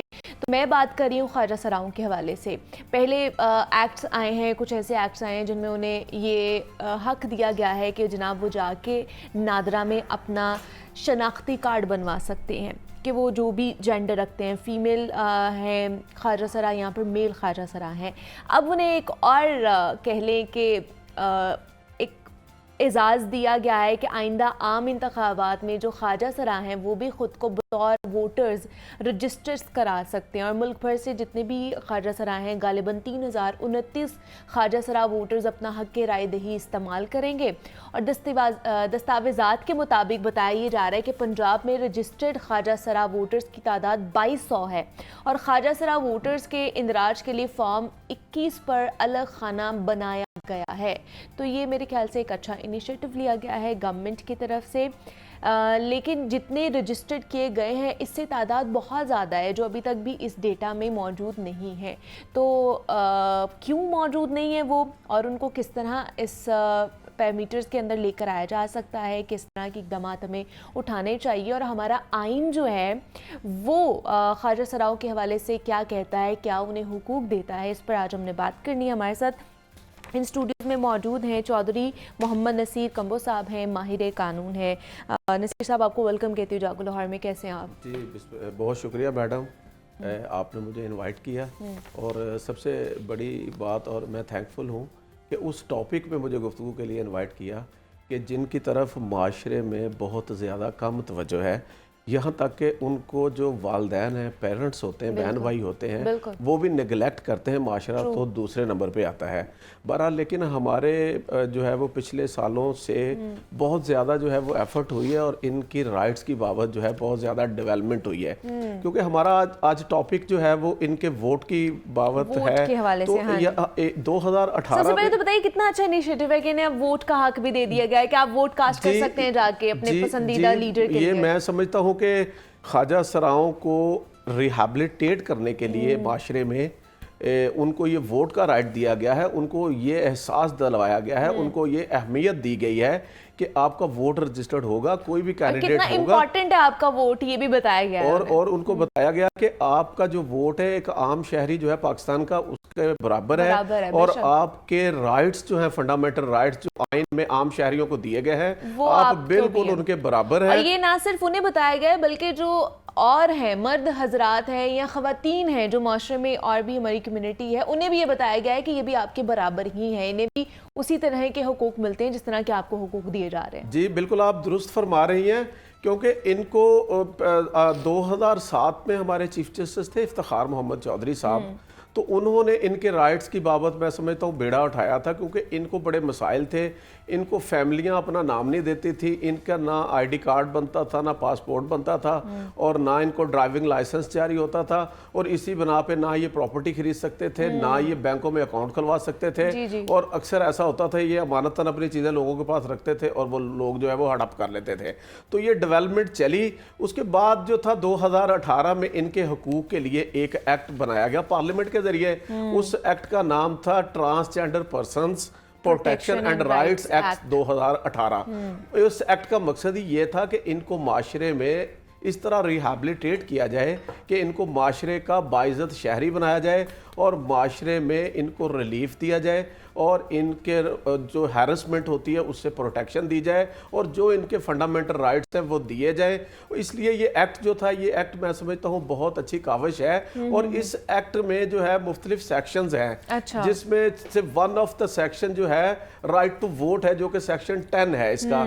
इसमें इनको ये राइट दे दिया गया है कि अब आपका आईडी कार्ड बन गया है, आप एज अ रजिस्टर्ड हो गए पाकिस्तान में बतौर शहरी, तो अब आप अपने मर्जी के कैंडिडेट को वोट कास्ट कर सकते हैं। और सबसे बड़ी बात यह है कि आप अपने ट्रांसजेंडर्स जो हैं उसकी अब तो इनकी एसोसिएशन भी है, और ये देखा है कि बहुत सारे ट्रांसजेंडर जो हैं वो प्रोमिनेंट जगहों पे हैं, जैसे प्रोमिनेंट पड़े हुए हैं, उन्होंने डॉक्टर्स बन चुके हैं और वकील बन चुके हैं, अब तो अच्छी बड़ी कम्युनिटी में अब वो बैठते हैं, CSS ऑफिसर हैं। तो मैं समझता हूँ कि इनको ये एहसास दिलाने के लिए कि ये चीज़ें, इनको ये राइट्स दिए गए हैं और ये एक्ट भी बनाया गया है। और इस एक्ट में जो वोट का राइट इनको दिया गया है, क्योंकि हमारे मुल्क में जिसको वोट का राइट दे दिया गया है, इसका मतलब है कल को वो जनरल इलेक्शन में अपने आप को बतौर कैंडिडेट भी पुट कर सकता है। तो मैं तो ये भी सुजेस्ट करूंगा कि अगरचे ये तादाद में थोड़े हैं, अगरचे इनके रजिस्टर्ड वोटर जो है वो 2018 में ये 1500 थे और अब ये 3030 है मेरे ख्याल में, और पंजाब में ये तादाद कोई 2200 के करीब है। तो मैं समझता हूँ ये इनकी वैसे जेन्युइन तादाद बहुत ज्यादा है। तो ये एक अवेयरनेस कैंपेन होनी चाहिए और इनकी जो है ज्यादा से ज्यादा इनको अवेयरनेस देनी चाहिए कि आप अपना वोट रजिस्टर्ड करवाएं, और ताकि आप माशरे में अपने राइट्स क्लेम कर सकें। क्योंकि जब आपका वोट होगा तो आपको फिर गिवन एंड टेक के असूल के तहत आपको कंसिडर किया जाएगा। अच्छा, दूसरा मुझे ये बताइए कि जैसे CNIC की हम बात करें कि उन्हें शनाख्ती कार्ड भी बनवाने की इजाज़त मिल गई, अब तो वोट कास्ट भी कर सकते हैं, लेकिन इसके अलावा किस तरह की उन्हें मुश्किलात फेस करनी पड़ती हैं आज के इस जदीद दौर के अंदर भी? आज के देखिए इस जदीद दौर में इस एक्ट में ये कहा गया है कि इनको हर तरह की डिस्क्रिमिनेशन जो इनके साथ होती है, ये पब्लिक प्लेसेस में जाते हैं, ये किसी पार्क में चले जाए, वहाँ पे आवाम जो है इनको जो वो हैरेस करना शुरू कर देती है, ये किसी हेल्थ केयर सेंटर में चले जाए मेडिकल फैसिलिटी के लिए, वहाँ पे इनको ऐसी नज़रों से देखा जाता है। फिर ये एजुकेशन इंस्टीट्यूशन में ये दाखिला नहीं लेते, ये पढ़ने नहीं जाते, इसी वजह से कि इनको हैरेस किया जाता है, इनके साथ डिस्क्रिमिनेशन की जाती है। ये प्रॉपर्टी खरीदने जाए, रेंट पे लेने जाए, इनको मोहल्ले में कोई मकान नहीं देता। तो ये सारी डिस्क्रिमिनेशन जो है इनको रिमूव करने के लिए जो है ये जो है वो गवर्नमेंट को ये पाबंद कर दिया गया है। इस एक्ट में गवर्नमेंट की ये ड्यूटियां लगा दी गई हैं कि गवर्नमेंट जो है रिहैबिलिटेशन सेंटर कायम करेगी, सेफ रेस्क्यू हाउसेज इनके लिए कायम करेगी, वोकेशनल ट्रेनिंग्स का इनके लिए एहतमाम करेगी, और इनको कोई भी मसाइल है और ये 2018 के एक्ट के अंदर मौजूद है सब कुछ। ये 2018 का एक्ट बहुत अच्छा है, लेकिन 2018 के एक्ट में कोई 2-3 सेक्शन ऐसे थे जिनको फेडरल शरीयत कोर्ट में इस बना पे चैलेंज किया गया कि ये सेक्शन जो हैं ये अकॉर्डिंग टू इस्लाम नहीं है, तो इसलिए जो है वो सेक्शंस को फेडरल शरीयत कोर्ट ने नल एंड वाइड डिक्लेयर किया है। अच्छा। उनमें से एक मैं बताऊंगा कि सेक्शन 3 जो है इसमें इनको जो है इख्तियार दे दिया गया कि ये अपनी आइडेंटिटी जो है नादरा के पास या जहां भी ये जाके ड्राइविंग लाइसेंस लेना है या आईडी कार्ड इन्होंने लेना है या पासपोर्ट बनवाना है, तो ये जाके अपनी आइडेंटिटी शो करें। जो ये मेल ट्रांसजेंडर या फीमेल ट्रांसजेंडर अपनी आइडेंटिटी शो करेंगे तो उनको उसके मुताबिक जो इनको सर्टिफिकेट जारी कर दिया जाएगा। अच्छा। तो इसलिए इस पे जो है वो एक बहस शुरू होगी कि देखिए ओके मजहबी तौर पे भी खुदा ने जिसको जिन सिम्टम्स के साथ पैदा किया है तो वो उन्हीं में उनका शुमार होना चाहिए, ना कि ये इख्तियार नहीं देना चाहिए कि ये खुद जाके इस चीज़ की चॉइस करें। तो फेडरल शरीयत कोर्ट ने में यही सुजेस्ट किया है कि इनका जो है ये सब्जेक्ट टू मेडिकल होना चाहिए। मेडिकल के मुताबिक इनको जो मेल या फीमेल ट्रांसजेंडर डिक्लेयर किया गया, क्योंकि अब देखें इसमें अगर ये इनको इनकी मर्जी के मुताबिक जो है मेल या फीमेल ट्रांसजेंडर डिक्लेयर करने की इजाजत दे दी जाए तो जो मेल ट्रांसजेंडर है वो अपने आप को फीमेल लिखवा के खवातीन में जाएंगी जहां पे खवातीन वर्किंग करती हैं, उनके लिए जो है वो बड़े मसाइल पैदा हो सकते हैं। फिर दूसरी बात है इनहेरिटेंस का जो है स्कूल कॉलेजेस के अंदर वो जा सकते हैं, अगर किसी को नहीं पता है तो इस तरह भी ये आइडेंटिफिकेशन होना और बेहद इनहेरिटेंस लाजमी है। देखे ना हमारे इस्लाम में विरासत का है कि बेटे के 2 हिस्से होते हैं, बेटी का एक होता है। इसी तरह जो मेल और फीमेल ट्रांसजेंडर है इनकी भी विरासत यही होगा। तो इस तरह से ये अपने इस चॉइस को जो इनको दे दी गई थी ये मिस यूज करेंगे, लिहाजा इस पे फिर इस सेक्शन को चैलेंज किया गया। और इसके तहत और भी सेक्शंस थे जो इनकी डेफिनेशन क्लास में या चीजें थी। बहरहाल बाकी ये एक्ट बहुत अच्छा है, इसमें इनको जो वो हेल्थ की फैसिलिटीज, इनको एजुकेशन की हेल्थ कार्ड के हवाले से भी हम बात कर रहे थे, वो भी इन्हें जो ग्रांट किया गया है। देखिए जो जब ये पाकिस्तान के शहरी हैं इनको शनाख्ती कार्ड जारी हो गया है, देखे ना शनाख्ती कार्ड की बना पे ही हर बैंक पाकिस्तान का शहरी हेल्थ कार्ड जारी होता है और तो कोई क्राइटेरिया है नहीं। तो अब इनको जब शनाख्ती कार्ड जारी हो गया है, मैं आपको बताता चलूं कि 2018 तक इनके शनाख्ती कार्ड नहीं बनते थे। ये मुझे वाकया याद है कि 2018 में मिस्टर जस्टिस साकिब निसार साहब चीफ जस्टिस पाकिस्तान थे, उन्होंने फाउंटेन हाउस का दौरा किया। वहां पे ये फाउंटेन हाउस जो है यहाँ पे कोई 1200 ट्रांसजेंडर रजिस्टर्ड हैं और फाउंटेन हाउस इनको वजीफा देता है महीने का, ये मेरे नॉलेज की बातें हैं, तो 1200 रुपया या 1500 रुपया जितना भी है, और इनको मेडिकल फैसिलिटी देता है। तो यहाँ पे मियाँ साकिब निसार साहब चीफ जस्टिस थे हमारे, उन्होंने यहाँ दौरा किया तो एक ट्रांसजेंडर ने वहाँ पे इनके सामने अपनी फरियाद की कि हमें ये राइट दे भी दिया गया लेकिन हमारे शनाख्ती कार्ड बनते नहीं। नादरा वाले कहते हैं कि वालदैन के शनाख्ती कार्ड लेके आए तो हमें तो वालदैन या माशरा कबूल ही नहीं कर रहा। तो फिर उन्होंने वहाँ पे जो है ये कर दिया कि जिस गुरु के तहत ये अपने आप को शो करते हैं ना कि ये हमारा गुरु है, क्योंकि इनका एक अपना निजाम है। तो ये वो गुरु या इनके जो साथी है यही इनकी फैमिली है, यही इनके दुख सुख के साथी हैं।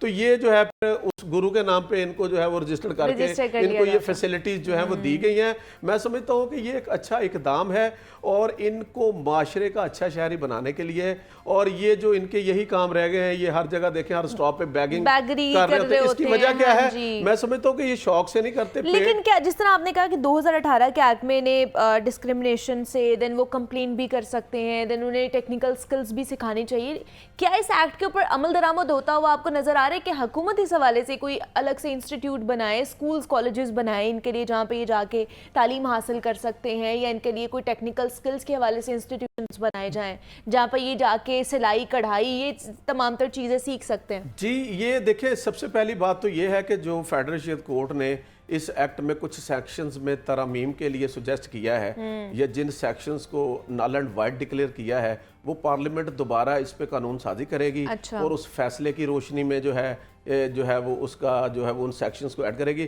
फिर उसके बाद इस एक्ट के इम्प्लीमेंटेशन की जो बात है, हमारे ये तो अलमिया है ना, कवानीन हैं बन जाते हैं लेकिन प्रॉपर इम्प्लीमेंटेशन का इशू होता है। लेकिन क्योंकि ये माशरे में मीडिया के ज़रिए इतनी ज़बरदस्त कंपेन और अवेयरनेस है इनके हकूक़ की बाबत, जैसे ये आपका चैनल के तवस्सुत से ये आज ऐसा टॉपिक आप लोगों ने जो है वो सेलेक्ट किया है कि जिस पे कम बात होती है। अब इलेक्शन आ गए तो इनकी वोट पे बात हो रही है। तो मैं समझता हूँ कि अवेयरनेस कंपेन जो है वो भी इनके हकूक़ और इनके इस जो एक्ट है इसको इम्प्लीमेंट करने के लिए बहुत ज़्यादा सूदमंद साबित होगी।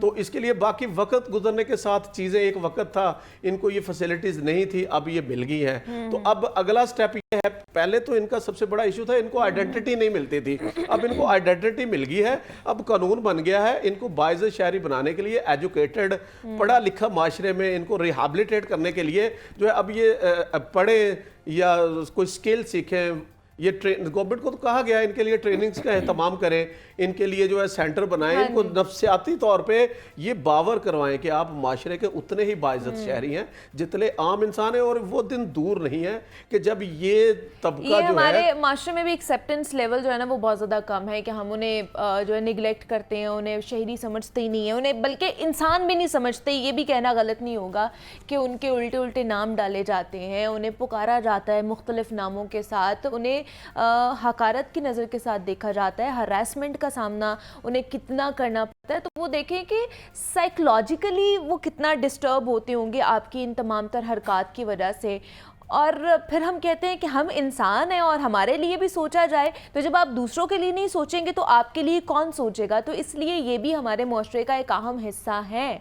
तो आपने उनके लिए भी सोचना है और उनके साथ भी उसी तरह का रवैया रखना है जिस तरह आप चाहते हैं कि आपके साथ भी रवैया किया जाए। अच्छा, दूसरा मैं नसीर साहब जानना चाहूँगी, आईने पाकिस्तान की जो शिक नंबर 25 है वो क्या कहती है? आर्टिकल सेक्शन 25A जो है वो इक्वालिटी ऑफ सिटीजन की बात करता है। तो उसमें कोई जेंडर नहीं आ जाता ना, वो तो कहता है कि कोई भी हो उसको हुकूक वैसे ही मिलेंगे हर शहरी को। आईने पाकिस्तान कहता है कि कानून की नजर में हर शहरी इक्वल है, उसकी इज्जत है, उसका मकाम है और उसके राइट्स है, कोई जेंडर बेस नहीं है। नो जब 25A जो है ये जेंडर डिस्क्रिमिनेशन जो है इसको ममनू करार देता है, तो इसलिए फिर ये जो डिस्क्रिमिनेशन इनके साथ की जाती है, ये आइन तो डे फर्स्ट से ये पाकिस्तान के शहरी हैं जब इनको फैसिलिटीज नहीं भी थी, लिहाजा ये डिस्क्रिमिनेशन माशरे ने सेल्फ खुद अपने तौर पे जो है ना, क्योंकि होता क्या है, ये माशरे का नेगलेक्टेड जो है वो तबका है, इनको ओन कोई नहीं करता, इनकी फैमिलियां ओन नहीं करती, और एजुकेशन जो है वो इनको जो है वो इसके लिए कोई इंतजामात नहीं। तो लिहाजा इनकी जब इनको अहमियत दी जाएगी और इनको ये एहसास दिलाया जाएगा कि तो फिर ऑटोमेटिकली ये माशरे मकाम हासिल कर लेंगे। लेकिन मैं समझता हूँ कि माशरे में भी जो है ना, समझे कि ये देखें हमारा दीन, जो भी इंसान दुनिया में आ गया वो जिस भी शेप में आ गया उसका तो कसूर नहीं ना, बेशक अल्लाह ने बनाया, अल्लाह ताला ने उसकी तख्लीक की है। और तो इवन दो के हुजूर पाक सल्लल्लाहु अलैहि वसल्लम के ज़माने में भी ख्वाजा सरा थे, बेशक, और उस हवाले से हुजूर पाक सल्लल्लाहु अलैहि वसल्लम ने भी वाज़े हकूक बताए हैं, अहकामात दिए हैं कि उनके क्या क्या हकूक है, उनके साथ किस तरह का आपने बर्ताव रखना है, रवैया किस तरह का होना चाहिए, और उनको हकूक देने हैं, उनके हकूक सलब नहीं करने हैं। तो हमारी यहाँ पे सबसे जो अलमिया है वो मेंटालिटी का है जनाब, की मेंटालिटी चेंज करने की हमें ज़रूरत है, और कुछ नहीं। आप बदल लेंगे ना अपनी सोच को तो सब कुछ ऑटोमेटिकली हमारा मुआशरा ठीक हो जाएगा। और हमारे वालिदैन के ऊपर भी एक अहम जिम्मेदारी बनती है कि वो भी अपने बच्चे को एक्सेप्ट करें। आया तो अल्लाह की तरफ से है ना, जैसा भी आया। देखे ना, सबसे ज्यादा मैं समझता हूँ गुनाह के मुर्तकिब तो वालिदैन है, उसके बहन भाई, ये फैमिली होती है, उसके बाद माशरा होता है। देखे जो इंसान आ गया, उस इंसान में जो खामी है कुदरत की तरफ से, वो खुदा ताला की ज़ात बेहतर जानती है कि किस इंसान के लिए खुदा ताला ने क्या सोचा है। तो लिहाजा हमें, हमारी ड्यूटी है, अगर हम उनको निगलेक्ट करते हैं, उनका मजाक उड़ाते हैं, या उनको जो इंसान की इज्जत और तकरीम है बतौर अशरफुल मखलूकात हम नहीं करते, तो हम गुनाह के मुर्तकिब हो रहे हैं। मैं समझता हूँ दुनिया में भी हम जो है वो गैर कानूनी काम है ये, और शरीयत के मुताबिक भी हम गुनाह के मुर्तकिब हो रही हैं, और हमें खुदा से डरना चाहिए, क्योंकि हमने खुदा को मुंह दिखाना है एक दिन, क्योंकि ये ज़िंदगी तो 60-70 साल की एक सफ़र है, वो ना ख़त्म होने वाली ज़िंदगी है। तो लिहाजा हम जो है समझते हैं कि शायद ये मजाक है, तो ये अनइंटेंशनली हम गुनाह के मुर्तकिब हो रहे होते हैं। सबसे बड़ी बात यह है कि माशरे में जो है चीज़ें, देखें ना, हमारे माशरे में बहुत सारी चीज़ों में हम पीछे हैं। हम देखें जो माशरे तरक्की याफ्ता हो गए हैं, वो माशरे तालीम में बहुत आगे चले गए हैं, वो माशरे ज़रफ़ में बहुत आगे चले गए हैं, वो इंसानों को सेल्फ रिस्पेक्ट देने के मामले में बहुत आगे चले गए हैं। हमारे यहाँ तो हम देखें, आम एक फ़ीमेल घर से जा रही होती है, चाहे वो डोमेस्टिक खातून है या वो वर्किंग खातून है, वो मर्दों में से गुजर के ऐसे जा रही होती है कि वो अपने आप को, वो जो तरक्की याफ्ता माशरे उनमें तो इतनी प्रोटेक्शन है, जंगल में भी कोई खातून जा रही है तो उसको डर ही कोई नहीं है। तो ये मसाइल तो बतौर माशरा हमारे हैं, तो ये ग्रेजुअली इंशाल्लाह ताला अवेयरनेस से और फंडामेंटल राइट्स जो हैं वो उनकी इन्फोर्समेंट से ये चीज़ें जो हैं वो इंशाल्लाह ठीक हो जाएंगी। और मायूसी गुनाह है और मुस्बत सोच रखनी चाहिए और पॉजिटिविटी में इंसान को अपना रोल अदा करना चाहिए। और ट्रांसजेंडर की बाबत भी हमें मुस्बत रोल अदा करना चाहिए। जहां ये हमें मिले, पार्क में मिले, हेल्थ सेंटर में मिले, इनको पूछें आपका नाम क्या है, जो नाम है उस नाम से इनको एहतराम से बुलाएं, ताकि इनको ये एहसास दिलाएं कि यार तू, तेरा नाम हमीद है ना, अब्दुल हमीद है, उसको वो हम कहते हैं ना मिदा, वो नहीं कहना हमने, यानी उल्टा नाम तो भी लेना। फिर भी बड़ा इज्जत से उनका नाम लिया। आपको पता है किस किस नामों से पुकारा जाता है। बेशक उनके नाम जिस तरह के मर्जी हो, लेकिन उनको किसी और नामों से पुकारा जाता है। तो खुदारा इस चीज से बाहर निकल आए। अब मेंटालिटी को अपनी ना, ये मैं तो कहूँगी कि गंद भरा हुआ है हमारी जो दिमाग की जो सूरत हाल है ना, इसको बेहतर करने की हमें ज़रूरत है। और हम बात कर रहे थे कि जनाब ट्रांसजेंडर्स को क्या क्या हकूक़ है, हमारा आइन उन्हें क्या क्या फैसिलिटी देता है, उस पर बात की। हमारे साथ चौधरी मोहम्मद नसीर कंबो साहब मौजूद थे, माहिर कानून है। चौधरी साहब बहुत शुक्रिया आपके वक्त का कि आप यहाँ पर आए। और इसी नोट पर एक छोटी सी ब्रेक लेते हैं, मिलते हैं इस ब्रेक के बाद।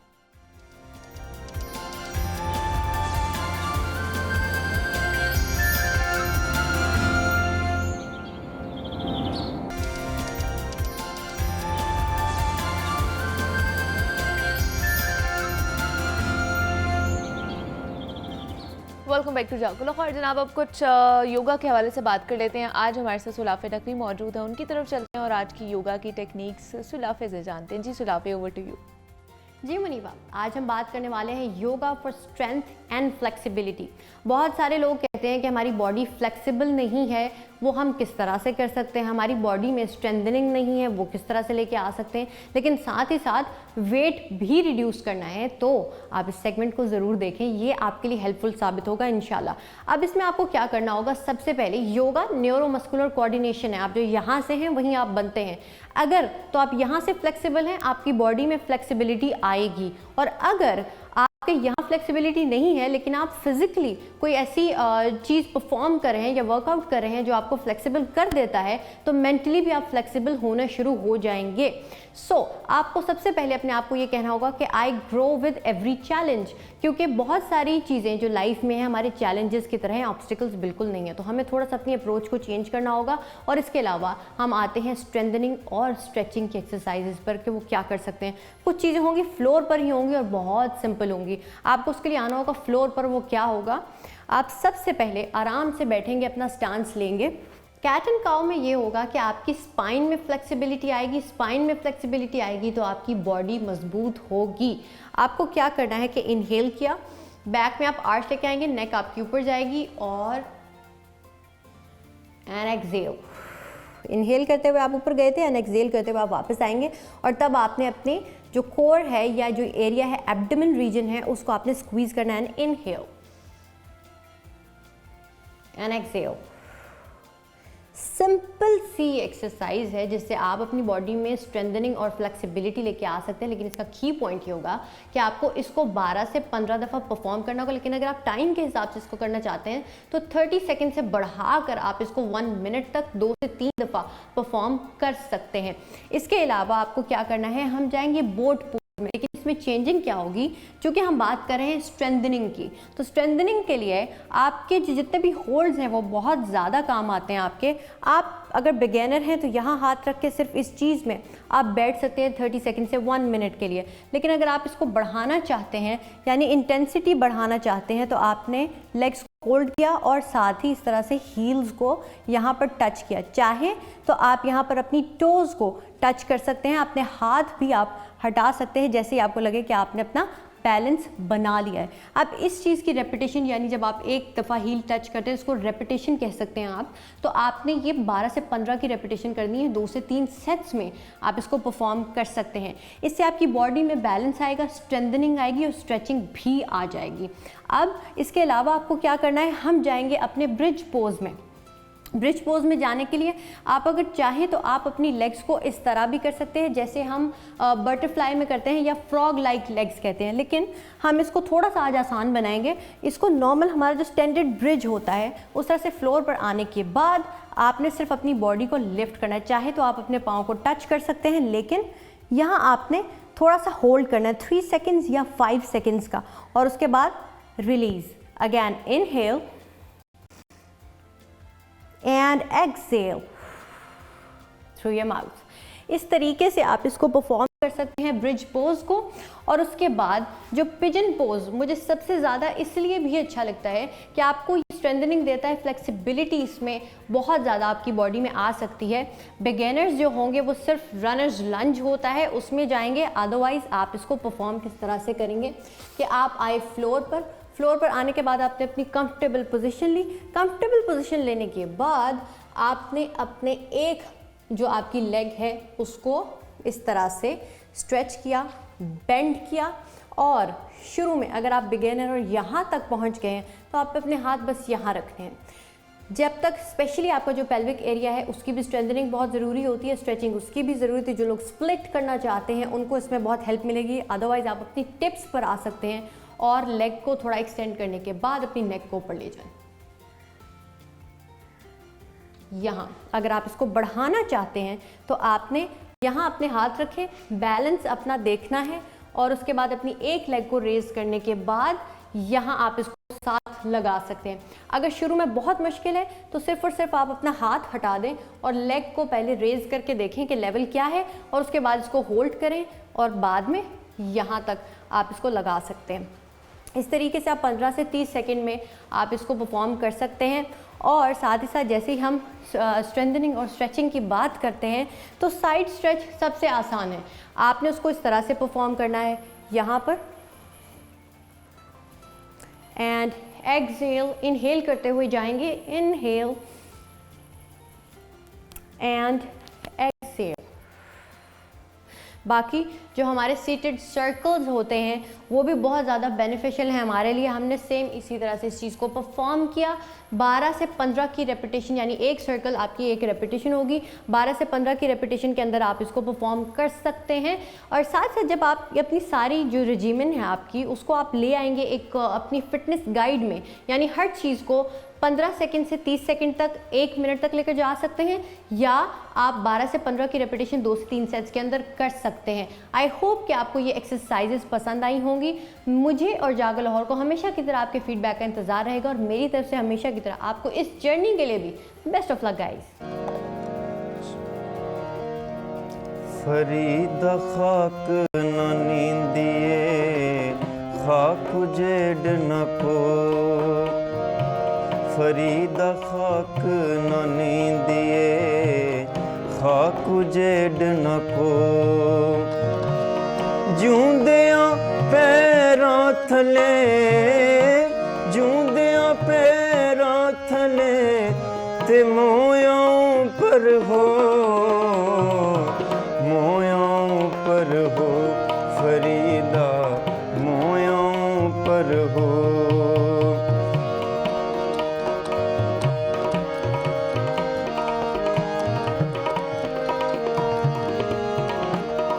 काले मैडे कपड़े काला मैडा भेष, काले मैडे कपड़े काला मैडा भेष, गुन ही भरया मैं फिरा, हाँ गुन ही भरया मैं फिरा ते लोग कहन दरवेश, लोग कहन दरवेश फरीदा, लोग कहन दरवेश।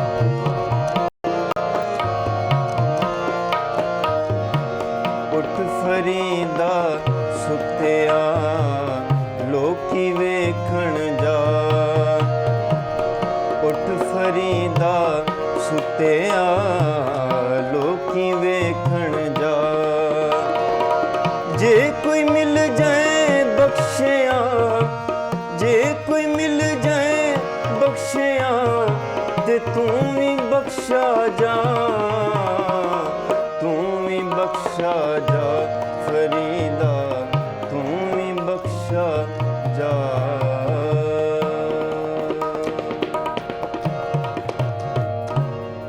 क्या बात है जनाब, बहुत ही खूबसूरत क्लासिकल सिंगर मोहसिन फ़याज़ हमारे साथ इस वक्त इन स्टूडियोज़ में मौजूद हैं मुख्तलिफ प्लेटफॉर्म्स पर, आप उन्हें देखते हैं अपनी आवाज़ का जादू जगाते हुए।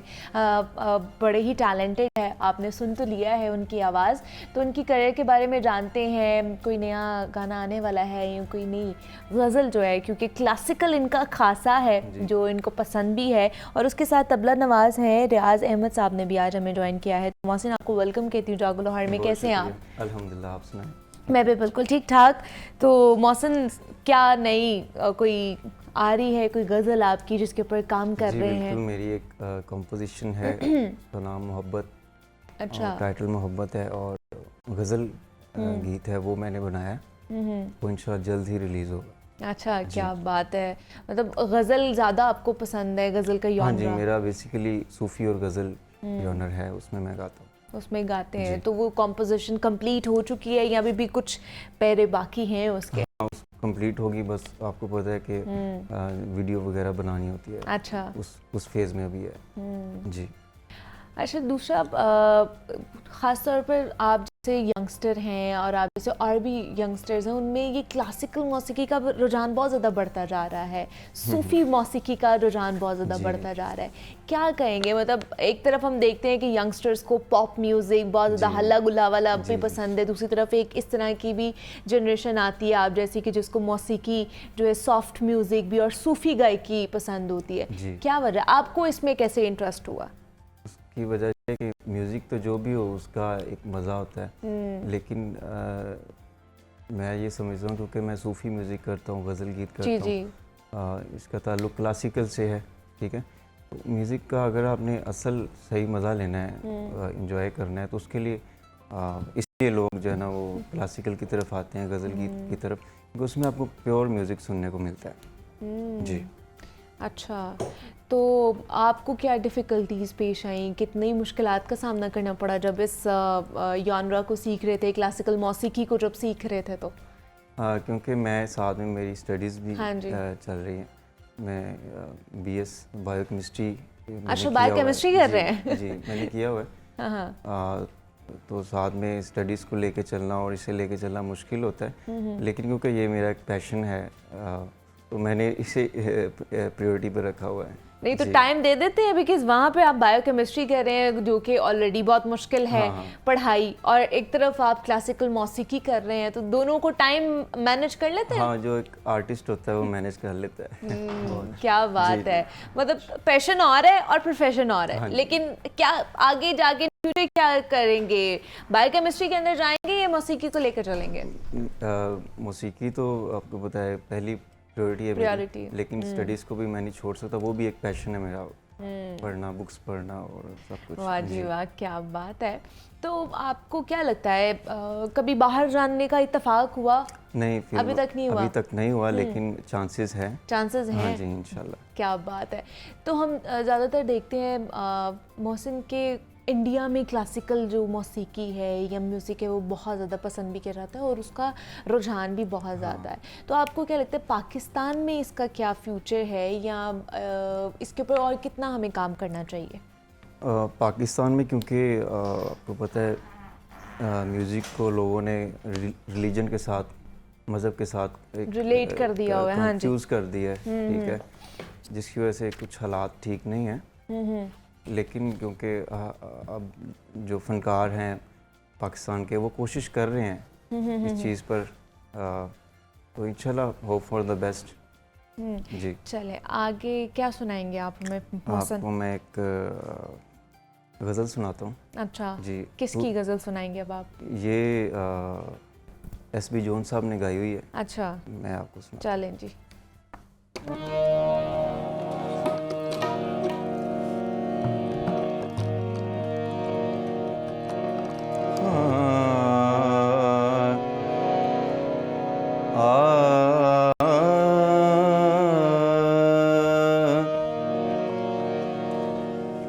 तू जो नहीं है तो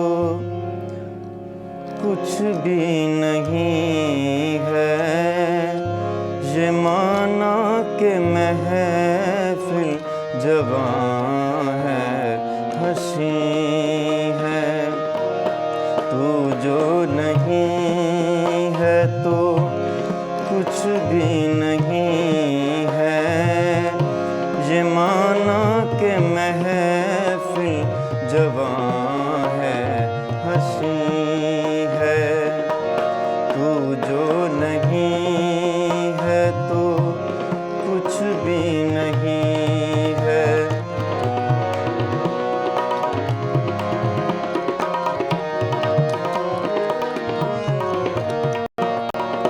निगाहों में तू है, ये दिल झूमता है। निगाहों में तू है, न जाने मोहब्बत की राहों में क्या है, न जाने मोहब्बत की राहों में क्या है, राहों में क्या है।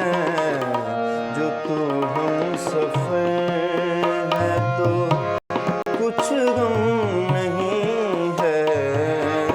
जो तू हम सफर है तो कुछ गम नहीं है। ये माना के महफिल जवां है, हंसी है, तू जो नहीं है तो कुछ भी नहीं है।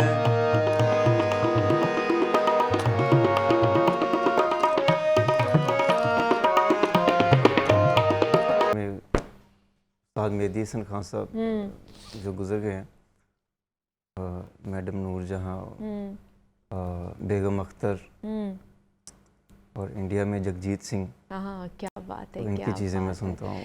तो रियाज करते हैं मोहसिन रोज़ाना की बुनियाद पर आप? हाँ, रियाज ज़रूरी है ना जी। हम्म, हाँ, उसके बगैर ज़हरी बात है, ये भी एक काम है, एक फील्ड है, एक सब्जेक्ट है। हाँ जी। इसे तो भी कितनी देर करते हो रियाज? कम से कम 2-3 घंटे मस्ट हैं। अच्छा, और रोज़ करते हैं? जी बिल्कुल। वाह जी वाह, क्या बात है। तो आपको देखकर बाकी बच्चे भी फैसिनेट होते हैं कि अच्छा हमने इस तरफ जाना है? क्लासेस में भी टीचर्स कहते होंगे कि सुनाए मोहसिन हमें कुछ? जी, क्योंकि म्यूज़िक का ताल्लुक डायरेक्टली आपकी रूह से होता है। कोई मैंने तो जिसे भी सुनाया वो एक बार ना उसे महसूस हुआ कि कुछ ना कुछ है। वाह फिर जी लोग शौक पड़ जाता लोगों को कि हम भी शुरू करें। जी। क्या बात। तो फैमिली ने सपोर्ट किया मोहसिन आपको इस ख़ास तौर पर मौसीकी के हवाले से? जी, स्कूल में, कॉलेज में उन्होंने काफ़ी कहा कि सिर्फ पढ़ना ही है, पढ़ना ही सब कुछ है। अच्छा। पाकिस्तान में रह रहे हैं आप, ठीक है। लेकिन फिर मैंने, क्योंकि मेरा शौक बन गया तो मैं इसे छोड़ नहीं सकता था। मैंने फिर छुप छुप के बस वो जारी रखा साथ में। लेकिन अब तो आप मंजर आम पर आ गए हुए हैं ना। हाँ, अब क्या कहते हैं? अब थोड़ा इंडिपेंडेंट हो गए हैं तो अच्छा। तो उन्हें भी अच्छा लगता है, देखते हैं, उन्हें भी, उन पे भी असर होता है। अच्छा, अब उन पे भी असर होता है आपकी जी, मौसीकी जी, का? जी। क्या बात है। तो घर में कोई और भी गाता था, ये आप ही हैं जिनको शौक हुआ था मौसीकी का? नहीं, मैंने स्कूल से क्लासेस ली, बेसिकली वहाँ से ठीक। तो ऐसे जी। क्या बात है।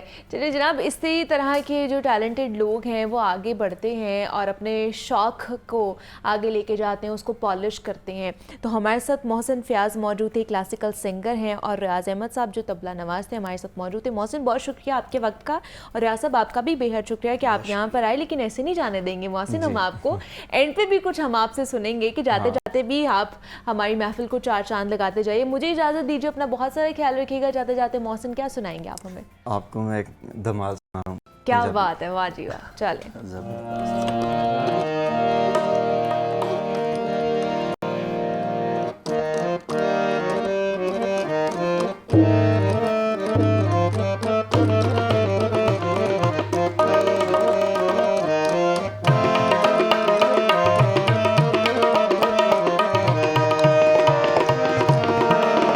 लाल मेरी पत रखियो बना झूले लालण, सिंधड़ी दा सेवण दा शोहबाज कलंदर, दमादम मस्त कलंदर, अली दा पहला नंबर, हुसैनी लाल कलंदर, अली दम दम दे अंदर। हो लाल मेरी, हो लाल मेरी,